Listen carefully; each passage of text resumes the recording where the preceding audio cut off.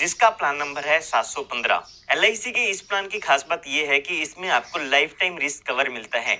इसका मतलब ये है कि इसमें आपको लाइफ टाइम इंश्योरेंस मिलता है। कई बार ऐसा होता है कि हमारी एज ज्यादा हो जाती है और उस टाइम पर हमें इंश्योरेंस नहीं मिलता है।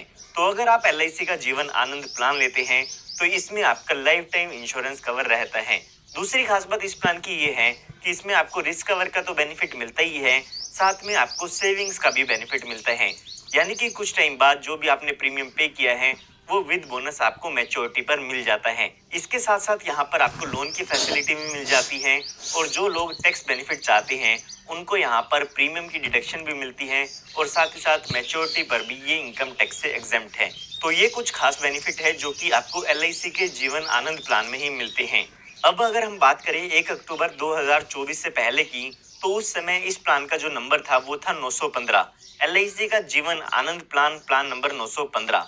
लेकिन 1 अक्टूबर 2024 के बाद इसमें कुछ मॉडिफिकेशन करके इस प्लान को फिर से इंट्रोड्यूस किया गया है, जिसमें इस प्लान का नंबर चेंज कर दिया है और ये हो चुका है LIC का जीवन आनंद प्लान नंबर 715। तो इस वीडियो में हम LIC के प्लान नंबर 715 को समझने के साथ साथ जो भी LIC के जीवन आनंद प्लान में चेंजेस किए गए हैं उनको भी जानने वाले हैं। तो यहाँ पर सबसे पहले बात आती है कंडीशंस की और रिक्वायरमेंट्स की। तो यहाँ पर अगर हम बात करें मिनिमम एज की, तो इस प्लान को लेने के लिए जो कम से कम उम्र है वो 18 साल की होनी चाहिए।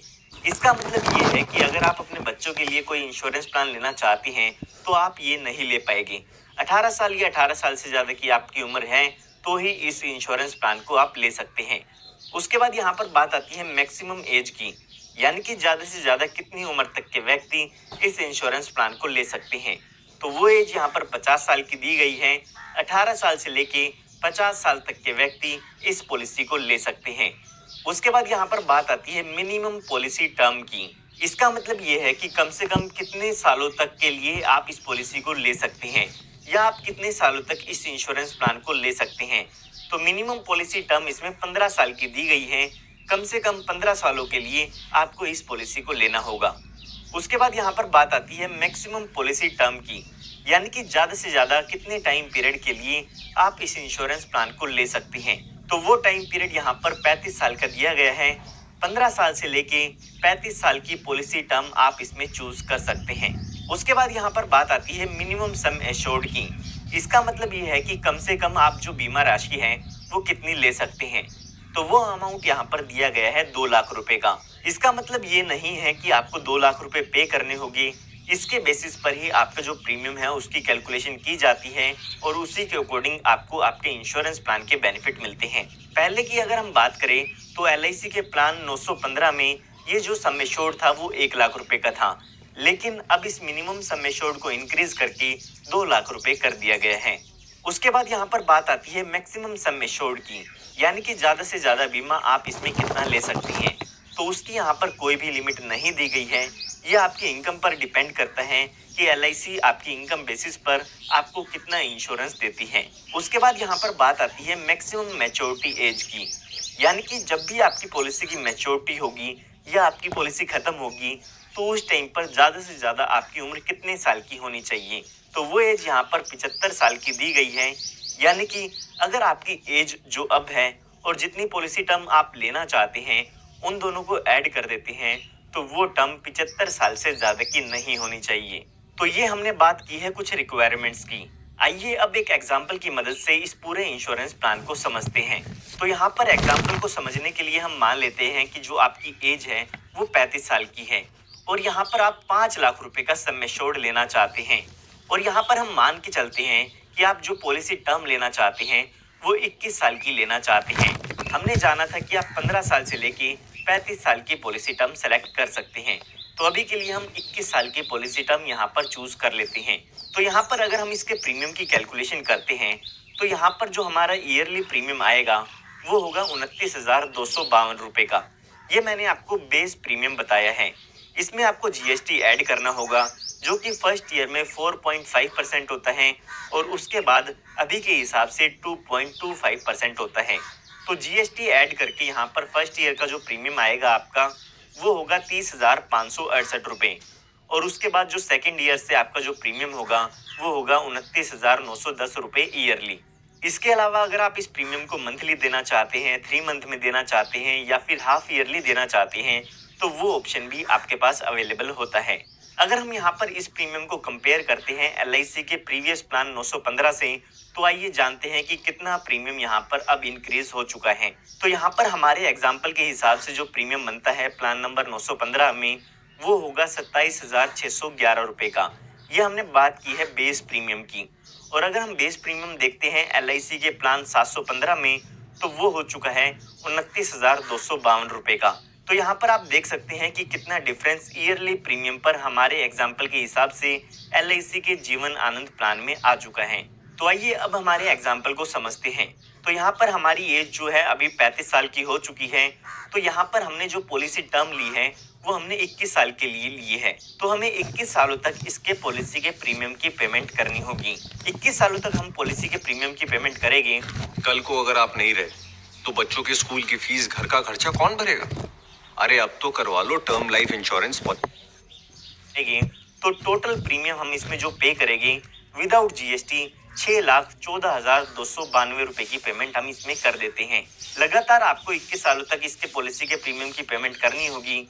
उसके बाद यहाँ पर जब आपके 21 साल पूरे हो जाते हैं तो इस पॉलिसी की मैच्योरिटी हो जाती है और मैच्योरिटी के समय आपको इसके मैच्योरिटी बेनिफिट मिलते हैं, जिसमें आपको बेसिक सम एश्योर्ड मिलता है, आपकी पॉलिसी का बोनस मिलता है और साथ ही साथ फाइनल एडिशनल बोनस मिलता है। ये जो बेसिक सम एश्योर्ड होता है ये आपका फिक्स होता है जो भी आपने चूज किया है। तो हमारे एग्जाम्पल के हिसाब से हमने जो बेसिक सम एश्योर्ड लिया है वो 5 लाख रुपए का लिया है, जो कि फिक्स होगा और गारंटेड होगा। साथ ही हमें बोनस मिलता है। LIC की तरफ से आपकी पॉलिसी में हर साल बोनस ऐड किया जाता है, जो कि LIC के प्रॉफिट का कुछ हिस्सा होता है। ये बोनस LIC की तरफ से गारंटेड नहीं होता है। ये बोनस कम भी हो सकता है और ये बोनस ज्यादा भी हो सकता है। LIC आपकी पॉलिसी में हर साल कुछ बोनस ऐड करती है और जब आपकी पॉलिसी की मैच्योरिटी होती है तो उस टाइम पर आपकी पॉलिसी का बोनस आपको मिल जाता है। साथ ही साथ यहाँ पर आपको फाइनल एडिशनल बोनस भी मिलता है, जो कि आपके पॉलिसी की मैच्योरिटी पर दिया जाता है। तो अगर हम यहाँ पर बोनस की कैलकुलेशन करते हैं तो हमें अपने पास्ट ईयर में जो बोनस रेट मिले हैं उनके हिसाब से कैलकुलेशन करनी होगी। तो यहाँ पर अगर हम पास्ट ईयर में बोनस का रेट देखते हैं तो आपको 46 रुपीज 1,000 रुपए के सम एश्योर्ड पर मिलता है बोनस। तो यहाँ पर ये जो 46 रुपीज है 1,000 रुपए के सम एश्योर्ड पर, वो 1 साल का बोनस है।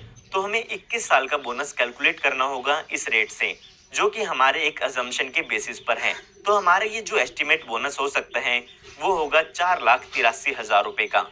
ये मैं आपको फिर से बताना चाहूंगा कि ये बोनस फिक्स नहीं है और ना ही ये बोनस गारंटेड है। ये सिर्फ पिछले सालों के बोनस रेट के अजम्पशन के बेसिस पर कैलकुलेट किया गया है।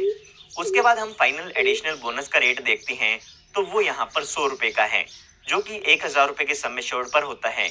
तो फाइनल एडिशनल बोनस आपको हर साल नहीं मिलता है, वो केवल एक बार मैच्योरिटी पर मिलता है। तो वो बोनस यहाँ पर 50,000 रुपए का हो जाता है। तो यहाँ पर अगर हम टोटल मैच्योरिटी का बेनिफिट देखते हैं तो वो यहाँ पर आपको 10,33,000 रुपए तक का मिल सकता है। तो ये हमने बात की है मैच्योरिटी के बेनिफिट की। पॉलिसी की मैच्योरिटी होने के बाद भी इसमें आपका लाइफ टाइम रिस्क कवर रहता है या आपका लाइफ टाइम इंश्योरेंस कवर रहता है। जो भी आपका बेसिक सम एश्योर्ड है उतना ही आपका इंश्योरेंस कवर लाइफ टाइम रहेगा। पॉलिसी की मैच्योरिटी के बाद जब भी पॉलिसी होल्डर की डेथ होती है तो उस टाइम पर ये जो अमाउंट है वो उनके नॉमिनी को दे दिया जाता है। ये हमने बात तब की है जब पॉलिसी टर्म के दौरान पॉलिसी होल्डर के साथ कोई भी दुर्घटना नहीं होती है। तो आइए अब एक एग्जांपल लेके समझते हैं कि अगर इस पॉलिसी होल्डर के साथ कोई दुर्घटना हो जाती है तो उस केस में इनके नॉमिनी को क्या क्या डेथ बेनिफिट मिल जाते हैं। तो यहाँ पर पॉलिसी टर्म के दौरान अगर पॉलिसी होल्डर की डेथ हो जाती है तो पॉलिसी होल्डर के नॉमिनी को सम एश्योर्ड ऑन डेथ मिलता है, साथ ही बोनस मिलता है और साथ ही अगर कोई फाइनल एडिशनल बोनस है तो वो भी मिलता है। अब यहाँ पर सम एश्योर्ड ऑन डेथ क्या है उसके बारे में जानते हैं। तो LIC यहाँ पर कहती है कि अगर पॉलिसी होल्डर की डेथ हो जाती है तो उस केस में हम sum assured on death calculate करेंगे, जिसके लिए यहाँ पर LIC ने 2 कैलकुलेशन बताई है। उन दोनों ही कैलकुलेशन में से जो भी ज्यादा अमाउंट आता है वो आपका सम एश्योर्ड ऑन डेथ होता है। साथ ही साथ यहाँ पर जितने साल भी आपकी पॉलिसी चली है उतने साल का बोनस आपकी पॉलिसी में ऐड कर दिया जाता है और ये जो भी टोटल अमाउंट आएगा वो डेथ बेनिफिट के रूप में आपके नॉमिनी को मिल जाता है। आइए अब यहाँ पर एक एग्जांपल लेके समझते हैं कि कितना डेथ बेनिफिट यहाँ पर नॉमिनी को मिल जाता है। तो एग्जांपल को समझने के लिए हम मान लेते हैं कि जब इस व्यक्ति की एज 39 ईयर्स की होती है या फिर पॉलिसी के 5 साल पूरे हो जाते हैं, तो उस टाइम पर अगर उनकी डेथ होती है तो कितना बेनिफिट इनके नॉमिनी को मिलता है। तो यहाँ पर हमारे एग्जाम्पल के हिसाब से अगर हम sum assured on death calculate करते हैं तो सबसे पहले हमें कैलकुलेशन करनी होगी जो भी हमारा बेसिक सम एश्योर्ड है उसका 125% करना होगा। तो हमारा जो बेसिक सम एश्योर्ड है वो 5 लाख रुपए का है, उसका 125% करते हैं तो 6,25,000 रुपए का अमाउंट ये हो जाता है। और दूसरी कैलकुलेशन में हमें जो हमारा एनुअलाइज प्रीमियम है उसका 7 टाइम्स करना होगा। तो अगर हम अपने एनुअलाइज प्रीमियम का 7 टाइम्स करते हैं तो वो 2,04,764 रुपए का हो जाता है। तो इन दोनों ही कैलकुलेशन में से जो भी ज्यादा अमाउंट होगा वो हमारा सम एश्योर्ड ऑन डेथ हो जाता है। तो हमारे एग्जाम्पल के हिसाब से 6,25,000 रुपए का हमारा सम एश्योर्ड ऑन डेथ होगा। साथ ही साथ 5 साल का बोनस हमें मिलेगा जो कि 1,15,000 रुपए हो जाता है। जैसे हमने पहले बोनस कैलकुलेट किया है ठीक उसी तरीके से हमने 5 साल का बोनस यहाँ पर कैलकुलेट कर लिया है जो कि 1,15,000 रुपए का हो जाता है। तो यहाँ पर अगर हम टोटल डेथ बेनिफिट की कैलकुलेशन करते हैं तो लगभग 7,40,000 रुपए का अमाउंट इनके नॉमिनी को मिल जाता है। ये हमने बात तब की है जब पॉलिसी होल्डर की डेथ पॉलिसी टर्म के दौरान होती है। डीमैट अकाउंट ना एक एनुअल फी चार्ज करते हैं, बट ग्रो गेट्स इट, इसलिए यहाँ अकाउंट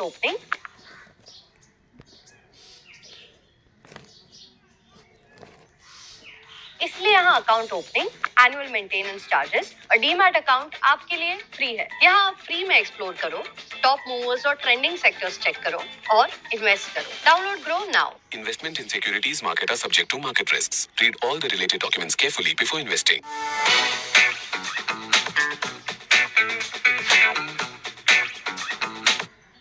है या फिर मैच्योरिटी से पहले होती है। अगर यहाँ पर पॉलिसी होल्डर की डेथ मैच्योरिटी के बाद होती है तो उस केस में यहाँ पर बेसिक सम एश्योर्ड दिया जाता है जो कि हमारी पॉलिसी के हिसाब से 5 लाख रुपए का होगा।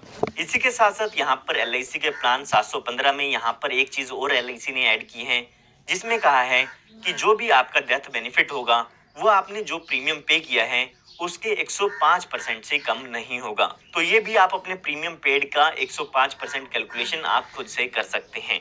उसके बाद यहाँ पर आप अपनी पॉलिसी में कुछ एडिशनल बेनिफिट भी ऐड करा सकते हैं जिसके लिए आपको कुछ एक्स्ट्रा प्रीमियम पे करना होगा जिसे हम राइडर्स यहाँ पर कहते हैं। तो आप अपनी पॉलिसी में कुछ ऑप्शनल राइडर ले सकते हैं जिनके लिए आपको कुछ एक्स्ट्रा प्रीमियम पे करना होगा और उसका कुछ एक्स्ट्रा बेनिफिट आपको मिल सकता है। तो यहाँ पर आपको 3 राइडर मिल जाती हैं। सबसे पहले है accidental death and disability benefit rider, दूसरा है एक्सीडेंटल बेनिफिट राइडर और तीसरा है टर्म एश्योरेंस राइडर। तो इन तीनों में से ही आप कोई भी राइडर ले सकते हैं जिसका आपको प्रीमियम पे करना होता है। यहाँ पर अगर हम बात करें क्रिटिकल इलनेस राइडर की तो अब यहाँ पर LIC ने इस प्लान में से क्रिटिकल इलनेस राइडर को हटा दिया है। ये जो मैंने आपको राइडर बताए हैं LIC ने इनमें भी कुछ चेंजेस किए हैं जिनको हम किसी और वीडियो में कवर करेंगे। उसके बाद यहाँ पर बात आती है अदर बेनिफिट्स की कि इसमें और कौन कौन से बेनिफिट आपको मिल जाते हैं। सबसे पहला बेनिफिट इसमें जो आपको मिलता है वो है सरेंडर का। तो अगर आप अपनी पॉलिसी को सरेंडर कराना चाहते हैं या बंद कराना चाहते हैं तो पॉलिसी के 1 साल बाद आप अपनी पॉलिसी को बंद भी करा सकते हैं। तो अगर हम पहले की बात करें तो LIC के प्लान 915 में ये टाइम पीरियड 2 साल का होता था। उसके बाद यहाँ पर बात आती है लोन वैल्यू की।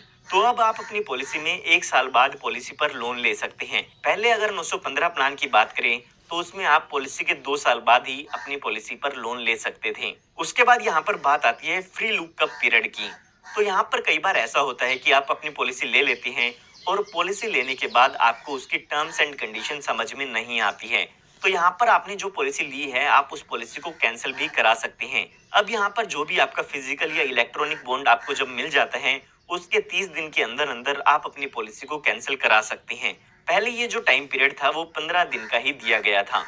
उसके बाद यहाँ पर बात आती है मोड ऑफ पेमेंट की। तो जैसे कि मैंने आपको बताया यहाँ पर आपको 4 पेमेंट के ऑप्शन मिल जाते हैं। मंथली प्रीमियम आप पे कर सकते हैं, क्वार्टरली कर सकते हैं, हाफ ईयरली कर सकते हैं या फिर ईयरली भी आप अपने प्रीमियम की पेमेंट कर सकते हैं।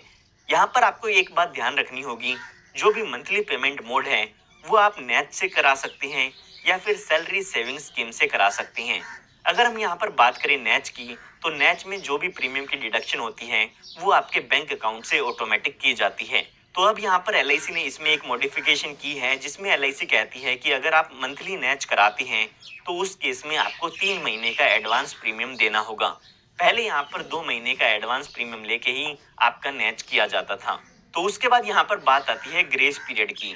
तो ये एक ऐसा टाइम पीरियड होता है जिसमें आप बिना किसी एक्स्ट्रा फीस के अपने प्रीमियम की पेमेंट कर सकते हैं। आपको कुछ